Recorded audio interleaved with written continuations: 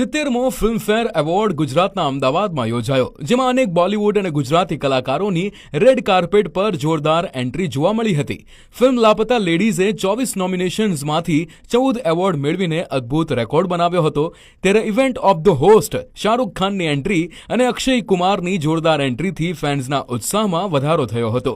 Gujju star પ્રતિક ગાંધી અને વિશાલ જેઠવાએ red carpet પર શોભા વધારી, ત્યારે જાનકી બોડીવાલાને પણ બેસ્ટ સપોર્ટિંગ એક્ટ્રેસમાં નોમિનેશન મળ્યું હતું. ત્યારે નોમિનેશન મળવા બદલ તેમણે પણ ખુશી વ્યક્ત કરી હતી. રેડ કાર્પેટ પર અનેક સેલેબ્સે તેમની ગુજરાત યાત્રા વિશેની વાતો શેર કરી હતી અને ગુજરાતી ફૂડ વિશે ગુજરાતના કલ્ચરની પ્રશંસા પણ કરી હતી. રવિ કિશનને 33 વર્ષ પછી ફિલ્મફેર મળતા તેમણે પણ પોતાની ખુશી વ્યક્ત કરી હતી. તારક મહેતા ફેમ અભિનેત્રી મુનમુન દત્તા બબીતાજી પણ રેડ કાર્પેટ પર પહોંચ્યા હતા અને એક્ટ્રેસ ક્લાઉડિયા સિએલ્સા તેમના બોયફ્રેન્ડ અર્જુન ગોયલ સાથે રેડ કાર્પેટ પર પહોંચ્યા હતા.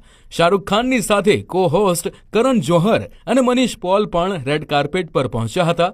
રેડ કાર્પેટ પર જેકી શ્રોફ પણ પોતાનું છોડનું યુનિક નેકલેસ પહેરીને પહોંચ્યા હતા. મુંબઈ નગરીના સિતારાઓને ગુજરાતના અમદાવાદમાં જોવા માટે હજારો લોકો ઉમટી પડ્યા હતા.